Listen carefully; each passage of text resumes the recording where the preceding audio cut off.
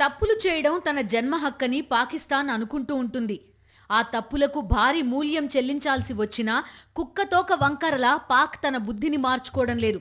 అందులోనూ భారత్ అంటే అణువణువు విద్వేషాన్ని నింపుకున్న పాకిస్తాన్ ఎప్పుడెప్పుడు భారత్తో గొడవ పడదామా అని చూస్తుంది. ఇలాంటి ఘటనే 1971లోనూ జరిగింది. పాకిస్తాన్లోని తూర్పు ప్రాంతంలో బెంగాలీలు ఎక్కువగా ఉంటారు. వాళ్లని తమ చెప్పు చేతల్లో పెట్టుకుని తమ కనుసన్నల్లో ఉంచాలని పశ్చిమ పాకిస్తాన్ నేతలు అనుకునేవారు. తూర్పు పాకిస్తాన్ ప్రాంతం నుంచి, ప్రత్యేకించి బెంగాలీల నుంచి ఎవరూ కూడా పాకిస్తాన్ను పాలించే స్థితిలో ఉండడానికి వీల్లేదని పశ్చిమ పాక్ నేతలు పంతంగా ఉండేవారు. ఈ నేపథ్యంలోనే 1970లో పాకిస్తాన్కు సాధారణ ఎన్నికలు వచ్చాయి. ఈస్ట్ పాకిస్తాన్లో కీలక రాజకీయ పార్టీ అయిన అవామీ లీగ్కు షేక్ ముజీబుర్ రెహమాన్ నాయకత్వం వహిస్తున్నాడు. పశ్చిమ పాకిస్తాన్ కేంద్రంగా ఏర్పాటైన సోషలిస్ట్ పాకిస్తాన్ పార్టీ ఎట్టి పరిస్థితుల్లోనూ అధికారాన్ని కైవసం చేసుకోవాలన్న కసితో ఉండింది. అయితే 313 స్థానాలున్న జాతీయ అసెంబ్లీలో అవామీ లీగ్కు ఏకంగా 167 స్థానాలు దక్కాయి. సోషలిస్ట్ పీపుల్స్ పార్టీకి కేవలం 86 స్థానాలు మాత్రమే దక్కాయి. ఈస్ట్ పాకిస్తాన్కు చెందిన ముజీబుర్ రెహమాన్ దేశానికి పాలకుడు కావడానికి వీల్లేదనుకున్న పశ్చిమ నేతలు కుట్రలపై కుట్రలు చేస్తూ పోయారు. ఇది తూర్పు పాకిస్తాన్లో అసంతృప్తి జ్వాలలు రేపింది. తూర్పు పాకిస్తాన్పై పాకిస్తాన్ ఆర్మీ రాక్షస దాడులే చేసింది. బెంగాలీ అయితే చాలు కాల్చి చంపేశారు. ఈ క్రమంలో కేవలం 9 నెలల వ్యవధిలో 30 లక్షల మంది బెంగాలీలను పాక్ ఆర్మీ హతమార్చింది. 2 లక్షల మంది మహిళలపై అత్యాచారాలకు తెగబడ్డారు పాక్ సైనికులు.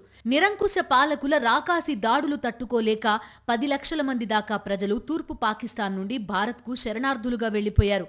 దేశంలో 30 నుండి 40 లక్షల మంది తమ తమ ఇళ్లను, ఊళ్లను వదులుకుని చెల్లాచెదురైపోయారు. ఈ దారుణ మారణ కాండలు, రాక్షస పాలనను నాటి భారత ప్రధాని ఇందిరాగాంధీ గమనిస్తూనే ఉన్నారు.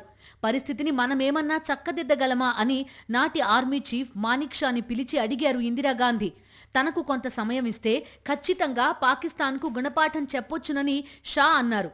దానికి ఇందిరాగాంధీ గ్రీన్ సిగ్నల్ ఇచ్చారు. అయితే పాక్తో నేరుగా యుద్ధం చేయాలని అనుకోలేదు భారత్. తూర్పు పాకిస్తాన్లో హింసాయుత ఘటనలకు ఫుల్ స్టాప్ పెట్టేలా పాక్పై ఒత్తిడి తీసుకురావాలనే అనుకున్నారు. సరిగ్గా ఈ సమయంలోనే పాకిస్తాన్ తన చరిత్రలోనే అతిపెద్ద తప్పు చేసింది. ప్రశాంతంగా, మౌనంగా తన పని తాను చేసుకుంటోన్న భారతదేశంపై వాయు దళాలతో దాడులకు తెగబడింది. వెస్టర్న్ రీజియన్లో అటాక్ చేసింది. డిసెంబర్ 3, 1971న పాకిస్తాన్ ఆర్మీ భారత్పై దాడి చేసి రెచ్చగొట్టింది. పాక్ ముందుగా దాడి చేయడంతో అప్పుడు యుద్ధానికి సిద్ధం కావలసి వచ్చింది. ఆ మర్నాడే డిసెంబర్ 4న భారత ప్రభుత్వం పాకిస్తాన్పై అధికారికంగా యుద్ధం ప్రకటించింది. పాకిస్తాన్కు అమెరికా అండదండలున్నాయి. మరోవైపు చైనా నుంచి సహాయ సహకారాలు అందుతున్నాయి. ఐక్యరాజ్యసమితి సైతం అమెరికా ఎవరిని ఇష్టపడితే వారి పట్ల సానుకూలంగా ఉండేది.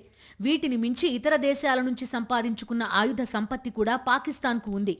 ఆ పొగరుతోనే భారత్ని యుద్ధంలోకి లాగింది పాకిస్తాన్. అదే ఆత్మహత్యా సదృశ్యం అవుతుందని ఆ క్షణంలో పాక్ పాలకులు కానీ, ఆర్మీ కానీ ఊహించను కూడా లేదు. భారత వాయుసేన అత్యంత శక్తివంతమైనది. శత్రు సేనలను ఉక్కిరిబిక్కిరి చేసే దాడులతో కార్నర్ చేయడంలో మన వాయుసేనకు ఎవరూ సాటిరారు. ఇక భారత నావికాదళం ఐఎన్ఎస్ విక్రాంత్తో తిరుగులేని విధంగా దూసుకుపోయింది. మన త్రివిధ దళాలు సంయమనంతో దాడులు చేస్తూ పాకిస్తాన్కు చుక్కలు చూపించారు. వెస్ట్ పాకిస్తానే కాదు, ఈస్ట్ పాకిస్తాన్ ప్రాంతంలోనూ భారత ఆర్మీ దూసుకుపోయింది. పాక్ ఆర్మీని చితక్కొట్టుకుంటూ ముందుకు సాగింది. ఈ క్రమంలోనే ఐఎన్ఎస్ విక్రాంత్తో పాకిస్తాన్కు అత్యంత కీలకమైన కరాచీ పోర్టును ధ్వంసం చేసింది ఇండియన్ నేవీ. ఇక్కడే పాక్ నావికాదళ హెడ్ క్వార్టర్స్ ఉంది. దీనికి ఆపరేషన్ ట్రైడెంట్ అని పేరు పెట్టారు. ఈ పోరులో నావికాదళానికి గగనతలం నుంచి అండగా నిలిచింది వాయుసేన. చక్కటి కోఆర్డినేషన్తో పాకిస్తాన్ యుద్ధ నౌకలను ఎందుకు పనికిరాకుండా నాశనం చేశారు సైనికులు. రోజులు గడిచే కొద్దీ పాకిస్తాన్ భారీగా సైనికులను కోల్పోతూ వచ్చింది. తక్కువ ప్రాణ నష్టంతో భారత సైన్యం వీరోచితంగా పోరాడుతూ వచ్చింది. 10 రోజుల యుద్ధం ముగిసేసరికే పాకిస్తాన్కు ఓటమి ఖాయమని అర్థమైపోయింది. మరో 3 రోజులు గడిచేసరికి బతికుంటే బలిసాకు తినొచ్చని పాక్ ఆర్మీ డిసైడ్ అయిపోయింది. పాక్ ఆర్మీ చేతులెత్తేసింది. ఒకరు, ఇద్దరూ కాదు, ఏకంగా 93,000 మంది పాక్ సైనికులు తమ ఆయుధాలను భారత ఆర్మీకి అప్పగించి మోకాళ్లపై నిలబడి లొంగుబాటు ప్రకటించారు. పాక్ ఈస్టర్న్ కమాండ్ వింగ్ అంతా లొంగుబాటుకు సై అంది. భారత lieutenant general Jagjit Singh Arora, Pak lieutenant general నియాజీలు పాక్ ఆర్మీ లొంగుబాటు ఒప్పంద పత్రంపై సంతకాలు చేశారు. వెంటనే తూర్పు పాకిస్తాన్లో సంబరాలు అంబరాన్నంటాయి. విముక్తి కోసం పోరాడిన బంగ్లా ప్రాంత నేతలు, పౌరులు పండగ చేసుకున్నారు. భారత్పై అకారణంగా దాడి చేసి అనవసరంగా యుద్ధంలోకి లాగినందుకు పాకిస్తాన్ రెండు ముక్కలు కావలసి వచ్చింది. ఒక పక్క అంతర్జాతీయ సమాజంలో పాకిస్తాన్ పరువు మంటగలిసింది. రెండో ప్రపంచ యుద్ధం తర్వాత ఇంత పెద్ద మొత్తంలో సైన్యం లొంగిపోవడం ఢాకాలోనే జరిగింది. భారత ఆర్మీకి ఇది అతిపెద్ద విజయం. పాకిస్తాన్కు ఘోర పరాభవం, తీరని అవమానం.